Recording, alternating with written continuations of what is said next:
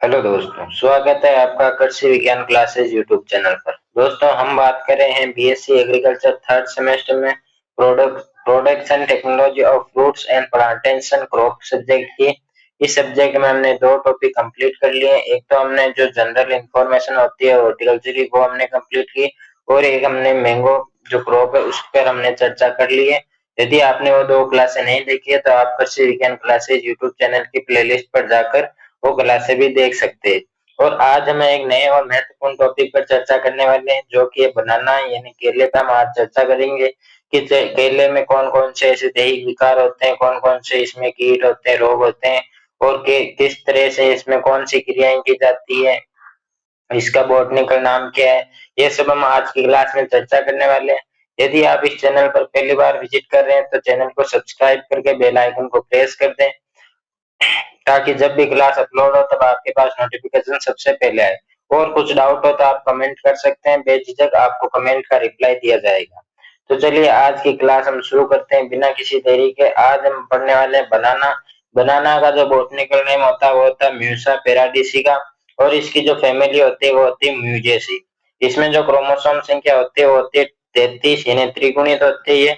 और बीज रहित होने के कारण इसमें वेजिटेटिव पार्थेनोग्राफी पाई जाती है। और फिर बात करते हैं इसके ओरिजिन स्थल की, तो इसका ओरिजिन स्थल इंडोमलाया है, या इसे हम दक्षिणी पूर्वी एशिया भी कह सकते हैं। फिर इसकी बात करते हैं फ्रूट टाइप, तो इसका जो फल प्रकार है वो होता है श्रेष्या बेरी। और इसका जो खाने योग्य भाग होता है वो होता है मिजोकार प्लस एंडोकार। और जब हमने कल आम पढ़ा था, आम में खाने योग्य भाग था मिजोकार, और जबकि इसमें होता है मिजोकार प्लस जो एंडोकार होता है, यानी जो अंदर वाला भाग होता है गुठली की जगह वाला, वो भी इसमें खाया जाता है। फिर इसमें बात करते हैं पुष्प क्रम की, तो इसका जो पुष्प क्रम होता है वो होता है एस्पेडिक्स, यानी गायनोमोनोसियस वाला इसका पुष्प क्रम होता है। और इसके जो अन्य नाम होते हैं, यानी इसको और भी अन्य नामों से जाना जाता है, जैसे कि एक तो केला है ही, बनाना या एडम्स फिग भी इसे कहा जाता है, कल्पतरु भी इसे कहा जाता है, ऐतिहासिक पेड़ या स्वर्ग का पेड़, tree of paradise, Apple of paradise, tree of wisdom, ये इन नामों से इसे जाना जाता है। और इसे स्वर्ग का सेब भी कहा जाता है। ये इसके कुछ अन्य नाम है जो आपको याद रखने हैं, अन्य नाम ज्यादातर पूछे जाते हैं। फिर हम बात करते हैं इसकी कुछ सामान्य जानकारी। तो इसमें आपको याद रखना है कि जो केला होता है इसमें कार्बोहाइड्रेट पाया जाता है, जो कि 27% इसमें कार्बोहाइड्रेट पाया जाता है। ये एक बीजपत्री पौधा होता है, बहुवर्षीय पौधा होता है। इसकी जो शाखा होती है वो मोनोकार्पिक होती है, यानी जीवन में केवल एक बार ही फलन देता है। यानी कि जो केले का पौधा है उसमें फलन केवल जीवन भर में एक बार ही होता है, इसलिए वो एक मोनोकार्पिक पौधा होता है। ऐसे और कौन कौन से पौधे हैं जो जीवन काल में केवल एक बार ही फल देते हैं, तो वो होते हैं केला, पाइनएप्पल और पपीता। ये तीनों ही मोनोकार्पिक पौधे होते हैं जो जीवन में केवल एक बार ही फल देते हैं। इसका जो आभासी तना होता है, यानी कि आपने जो केले का पौधा देखा होगा कि जो बाहर जो तना होता है वो आभासी तना होता है, जबकि जो भूमिगत तना होना होता है ना, वही वास्तविक तना होता है। यानी इसमें जड़ें नहीं होती, इसमें वास्तविक तना होता है जो भूमिगत होता है। जो आभासी तना होता है केले में भूमि से ऊपर की ओर आभासी तना होता है, जो कि पत्तियों का रूपांतरण होता है। यानी कि वो तना नहीं होता, वो पत्तियों का ही रूपांतरण होता है। आपने देखा होगा कि केले के में ना शाखाएं नहीं होती है, शाखा नहीं होती, ऐसा नहीं है कि डाली चल रही है। केले के पौधे में जो पत्तियां होती हैं उसी से जो तना बनता है वही आभासी तना होता है। वास्तविक तना, इसमें जो भूमिगत तना होता है उसे जो प्रकंद या राइजोम जिसे कहते हैं वो होता है वास्तविक तना केले में। तो ये बात आपको मुख्यतः याद रखनी है। इसकी जलवायु की बात करें तो ये एक उष्ण जलवायु वाला पौधा है, इसके लिए उष्ण जलवायु उपयुक्त मानी गई है। और वहीं बात करें इसके लिए जो टेम्परेचर की बात करें तो इसके लिए 20 से 23 डिग्री सेंटीग्रेड तापमान माना जाता है, और उपयुक्त की मतलब एक एवरेज देखें तो 25 से 26 डिग्री सेंटीग्रेड इसके लिए उपयुक्त तापमान माना गया है वृद्धि और उत्पादन की दृष्टि से। फिर हम बात करते हैं इसकी जो मृदा पीएच है, तो इसके लिए 6.5 से 7.5 मृदा पीएच होना चाहिए। और यदि हम अधिक अम्लीय मृदा में यदि हम केले की बगीचे की प्लांटेशन करते हैं या केले की खेती करते हैं, तो उसमें पनामा विल्ट नामक रोग होने की संभावना रहती है। फल निर्माण में पोटेशियम सहायक होता है, यानी कि जो केले का जो फल बनता है उसमें जो पोटेशियम होता है, पोटास होता है, वह सहायक होता है। और यदि हम अम्लीय मृदा में इसकी खेती करते हैं केले की, तो उसमें पन्नामा विल्ट नामक रोग होने की संभावना अधिक रहती है। केले का राष्ट्रीय केला अनुसंधान केंद्र देखें तो वो तिरुचिरापल्ली तमिलनाडु में स्थित है। ये आपको मुख्यतः याद रखना है, बहुत इंपॉर्टेंट क्वेश्चन है। फिर हम बात करते हैं बनाना कैपिटल ऑफ इंडिया, यानी कि बनाना कैपिटल ऑफ इंडिया किसे कहा गया, तो वो है जलगांव, जो कि कहाँ पे, महाराष्ट्र में। यानी कि आपसे पूछा जाए कि बनाना कैपिटल ऑफ इंडिया किसे कहा गया है, तो आप बताएंगे जलगांव को, और वो कहाँ पे, वो महाराष्ट्र में स्थित है। फिर हम बात करते हैं विश्व में उत्पादन में भारत का कौन सा स्थान है, यानी केला उत्पादन में भारत का विश्व में कौन सा स्थान है, तो वो है प्रथम स्थान। और भारत में सर्वाधिक उत्पादित किया जाने वाला फल है वो है केला, और सबसे ज्यादा उत्पादन वाला राज्य है वो है आंध्र प्रदेश। यानी कि आपसे पूछा जाए कि भारत में किस फल का सबसे ज्यादा उत्पादन होता है, तो इसका आंसर होगा केला। और यदि आपसे पूछा जाए कि केले का उत्पादन सबसे ज्यादा किस राज्य में होता है, तो उसका आंसर है आंध्र प्रदेश। और तीसरा क्वेश्चन यदि आपसे पूछा जाए कि विश्व में सबसे ज्यादा केला उत्पादन कहाँ होता है, तो उसका आंसर होगा भारत। फिर हम बात करते हैं प्रोपोगेशन यानी प्रवर्धन की बात करें, तो इसमें जो तलवारी शकर्स होते हैं, जो स्वर्ण शकर्स होते हैं, उससे इसमें प्रवर्धन होता है, और उसका जो आदर्श वजन होता है वो होता है 500 से 750 ग्राम। ये वजन आपको मुख्य ये विशेष तौर पर याद रखना है, क्योंकि ये ऑब्जेक्टिव में हमेशा पूछा जाता है, और इसको 500 से 750 याद रखना है। फिर इस जो केला होता है उसमें उत्तक संवर्धन भी अपनाया जाता है, वो कि एक विशेष की वेराइटीज में अपनाया जाता है, तो उस वेराइटी का नाम याद याद रखना है आपको, ग्रेड नेने यानी G9 आपको याद रखना है कि इस वेराइटी में उत्तक संवर्धन भी अपनाया जाता है। फिर बात करते हैं इसके पौधरोपण की, तो पौधरोपण हमेशा आपको जुलाई अगस्त में करना चाहिए। इन्हें आपसे पूछा जाए कि जो केला होता है उसका प्लांटेशन कब करना चाहिए, तो आपको जून जुलाई में करना चाहिए। और जो पौधे से पौधे की दूरी और कतार से कतार की दूरी आपको 2 x 2 मीटर रखनी चाहिए। यानी कि आप जैसे बगीचा लगा रहे तो ये कतार हो गई, तो इसकी जो बीच की दूरी होती है वो 2 मीटर होनी चाहिए। और यदि आप यहाँ पौधा लगा रहे हैं और इस पौधे से पौधे की दूरी भी 2 मीटर होनी चाहिए, ये आपको ध्यान रखना है। यदि आप हाई डेंसिटी प्लांटेशन करते हैं यानी सघन रोपण, यानी पौधे नजदीक नजदीक लगाते हैं, तो उसमें एक फिंगर टिप नामक बीमारी होती है, वो होने की संभावना अधिक रहती है, उसका प्रकोप जो होता है वो अधिक हो जाता है। फिर इसमें जो हवा की गति है ना, आपने जो केले की खेती बगीचा लगाया वहां पे आपने जो हवा रोधक पौधे नहीं लगाए, हवा को रोकने के लिए आपने कुछ व्यवस्था नहीं की, तो उस समय जो हवा की गति मिनिमम कितनी होनी चाहिए, तो 80 मीटर प्रति घंटे से अधिक होने फसल को नुकसान होता है। यानी कि आपको पता है कि केले का पौधा जल्दी गिर जाता है, यानी उस समय आपको 80 मीटर प्रति आवर की स्पीड से ज्यादा यदि हवा आ रही है, तो उस ऐसी स्थिति में पौधा गिर सकता है। तो इसके लिए आपको वायु रोधक पौधे लगाने और वायु का जो कंट्रोल है वो करना पड़ेगा आपको। फिर हम बात करते हैं रेनफॉल की यानी वर्षा की, तो 100 mm प्रति माह आदर्श होता है, यानी कि जो 100 mm प्रति माह वर्षा होनी चाहिए। इसके साथ ही हम कुछ और बातें इसकी जो सामान्य जनरल इंफॉर्मेशन देखें, तो आपने देखा होगा कि जो पका हुआ जो केला होता है उसमें खुशबू आती है, वो किसके कारण आती है, तो उसको आपको याद रखना, वो यूजेनॉल के कारण आती है। और एक आपने ज्यादा ही पका हुआ केला देखा होगा, यानी वो बहुत ज्यादा पका हुआ, तो उसमें अलग ही खुशबू आती है, तो वो किसके कारण आती है, वो आती है आइसोपेंटाइल एसीटेट के कारण आती है। और एक होता है कच्चा केला, यानी कच्चे केले में खुशबू किसके कारण आती है, तो वो होता है हेक्सानेल के कारण। फिर हम बात करते हैं कि इसमें जो गड्ढा होता है, यानी हम केले के लिए जो गड्ढा खोदते हैं उसमें जो दूरी रखते हैं, यानी वो हम 50 सेंटीमीटर रखते हैं, यानी जो लंबाई चौड़ाई ऊंचाई और गहराई होगी वो हम 50 सेंटीमीटर रखते हैं। फिर हम बात करते हैं इसके जो प्रति हेक्टेयर में कितने पौधे लगाए जा सकते हैं, तो प्रति हेक्टेयर केले में यदि हम 2 x 2 वाले हिसाब से यदि पौधे लगाए, तो प्रति हेक्टेयर में हम लगभग 2500 पौधे प्रति हेक्टेयर लगाना चाहिए, या इतने पौधे हम प्रति हेक्टेयर लगा सकते हैं।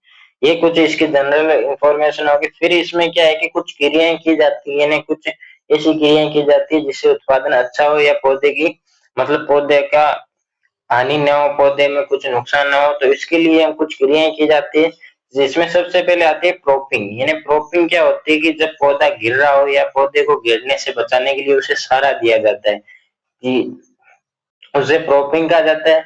फिर आता है डी सकरिंग, यानी जो शकर्स होते हैं, अवांछित जो शकर्स निकलते हैं उनको हटाने की प्रक्रिया को क्या कहा जाता है, डी सकरिंग कहा जाता है। फिर आता है डी नेवलिंग, तब डी नेवलिंग में जो नर पुष्प होता है उसे नेवल कहते हैं, और उसे हटाने की प्रक्रिया को डीनेबलिंग कहा जाता है, ये आपको याद रखना। फिर सबसे महत्वपूर्ण जो प्रक्रिया होती है मेटोकिंग, ये आपको सबसे ज्यादा पूछा जाता है कि मेटोकिंग क्या होता है।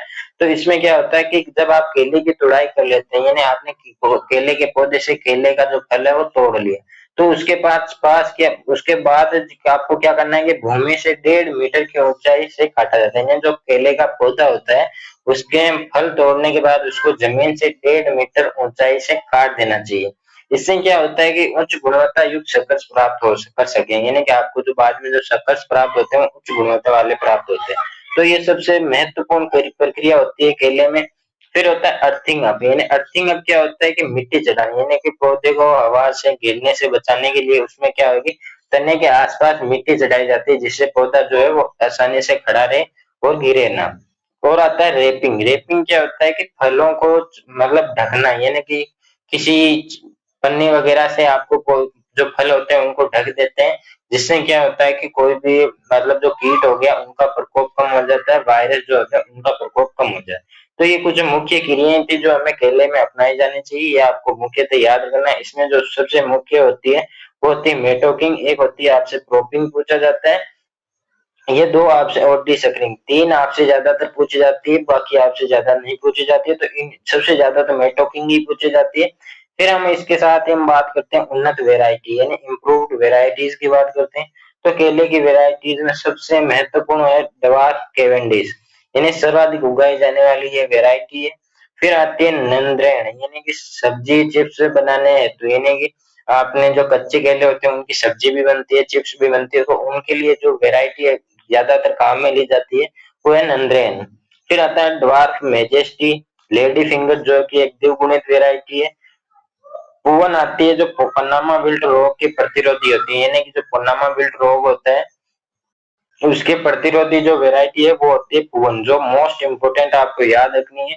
फिर आती है गोल्ड फिंगर, यानी कि चतुर्थ गुणित वेराइटी है।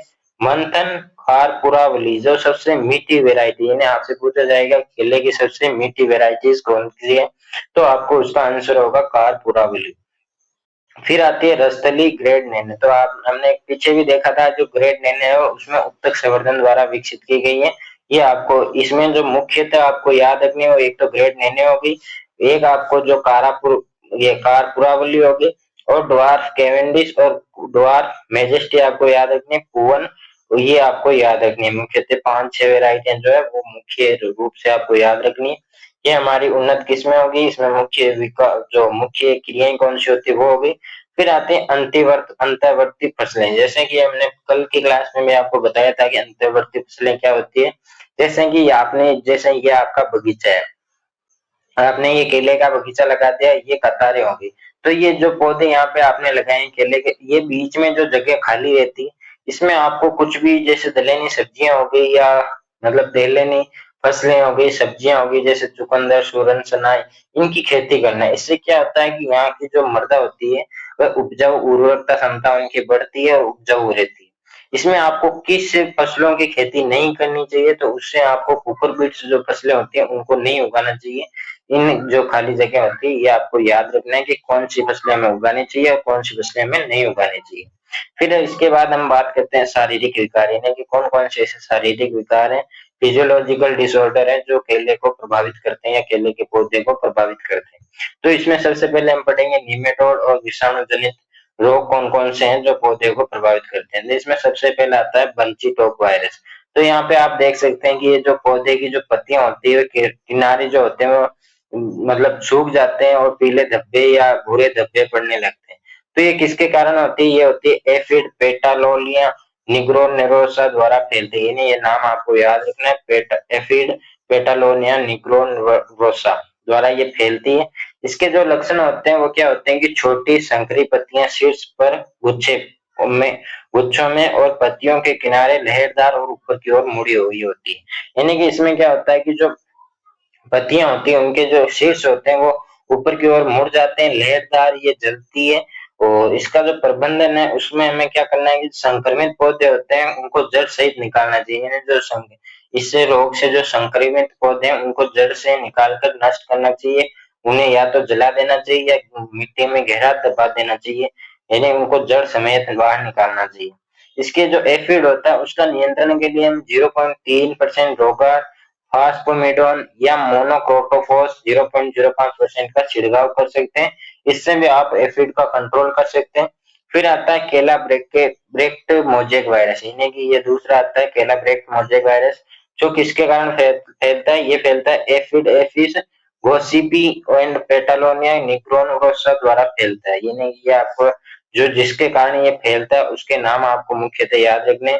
इसमें क्या होता है कि जो स्पिंडल शेप्ड यानी कि जो धारीदार विकृति और ब्रेक्ट पर मुरझाने वाली लकीरें बनती है, यानी कि इसमें क्या होता है कि जो पत्तियां होती है उन पर मुरझाने वाली लकीरें बनती है और जो पत्ती होते हैं वो धीरे धीरे नष्ट हो जाती है। इसके लिए हमें क्या प्रबंधन कर सकते हैं? तो संक्रमित पौधों को शीघ्र पहचान करके उनका नष्ट करना चाहिए। यानी कि आपको जैसे कि आपको पहचान करनी है कि इससे एफिड से कौन सा पौधा संक्रमित है। यदि आपको पहचान हो गई तो उस पौधे को जल्द से जल्द नष्ट करना चाहिए ताकि वो एफिड है वो आगे ना फैले। फिर आता है केला स्ट्रिक वायरस, यानी कि ये तीसरा वायरस है इसका केला स्ट्रिक वायरस, जो कि किसके कारण फैलता है? नींबू मेली बेग बग प्लेनोकोकस सिट्री द्वारा फैलता है। यानी कि ये नाम आपको याद रखना है कि नींबू मेली बग प्लेनोकोकस सिट्री द्वारा ये रोग फैलता है। और इसके जो लक्षण होते हैं वो होते हैं प्रारंभिक पत्तियों पर केले के मोजेक की तरह लक्षण दिखाई देते हैं, जो मोजेक वायरस होता है उसकी तरह ये लक्षण दिखाई देते हैं। बाद में मुरझाने वाली धारियां बनती है, यानी कि पौधे की जो पत्तियां होती है वो बाद में मुरझाने के जैसे उस पर धारियां बनती है, ये आपको याद रखना। फिर हमने एफिड जो एफिड से जो रोग होते हैं उनके बारे में हमने चर्चा कर ली, निमेटोड और वायरस जनित जो रोग होते हैं उन पर हमने चर्चा की। अब हम बात करेंगे जो कवकीय रोग होते हैं, यानी कवक से फैलने वाले रोग कौन कौन से होते हैं। तो कवक से फैलने वाले रोगों में सबसे पहले आता है पनामा विल्ट रोग। यानी पनामा विल्ट रोग किसके कारण फैलता है? तो ये फैलता है फ्यूजेरियम ऑक्सीस्पोरम एफएसबी क्यूबेंस नामक कवक से फैलता है। इसका जो सिम्टम होता है, जो लक्षण होते हैं वे क्या होते हैं कि जो पत्तियों का पीला पड़ना, डंठल टूटना और जो पत्ते होते हैं उनको लंबवत फटना, यानी कि जो पत्ते होते हैं उनका लंबवत फट जाते हैं और पौधे की मृत्यु हो जाती है। यहाँ पे आप चित्र में भी देख सकते हैं कि रोग कितना भयानक होता है। तो इसमें आपको मुख्य रूप से ये जो कवक का नाम है कि किस कवक से फैलता है उसको नाम आपने याद रखना है। तो इसका नाम है फ्यूजेरियम ऑक्सीस्पोरम जो स्पीशीज है और क्यूबेंस, यानी ये आपको याद रखना है। इसका जो प्रबंधन है वो हम ये कर सकते हैं कि प्रबंधन के लिए कि संक्रमित पौधों को हटाकर 2 किलो चूना प्रति गड्ढे में डालें। यानी जो संक्रमित पौधा है उसको तो आपको हटा देना चाहिए, नष्ट कर देना चाहिए, और उसके जो गड्ढा होता है उसमें हमें 2 किलो चूना प्रति गड्ढे के हिसाब से उसमें डालना चाहिए ताकि जो कवक है वो वहीं पे नष्ट हो जाए। और प्रतिरोधी किस्में उगानी चाहिए जैसे ड्वार्फ कैवेंडिश भुवन नंद्रेनी, यानी कि आपसे पूछा जाए कि जो पनामा विल्ट रोग है उसकी जो प्रतिरोधी वेराइटी उसके नाम बताएं, तो आपको उसमें ये लिखना है ड्वार्फ कैवेंडिश भुवन और नेंद्रेन, जिसमें पनामा विल्ट रोग बहुत कम होता है या नहीं होता, ये प्रतिरोधी होती है। और इसके धान के साथ फसल चक्र अपनाएं, यानी कि हमें धान के साथ फसल चक्र अपनाने से ये रोग कम होता है। रोगग्रस्त कंद को 50 से 60 mg कार्बेंडाजिम कैप्सूल डालें, यानी कि जो रोगग्रस्त जो कंद होता है, जो कॉर्म होता है, उसमें हमें 50 से 60 mg की जो कार्बेंडाजिम की जो कैप्सूल आती है वो डालना चाहिए। फिर आता है दूसरा सिगाटोका लीफ स्पॉट, यानी कि जो सिगाटोका लीफ स्टॉप होता है वो किसके कारण होता है? तो वो होता है माइको स्पेरिला म्यूसिकोला के कारण ये रोग होता है।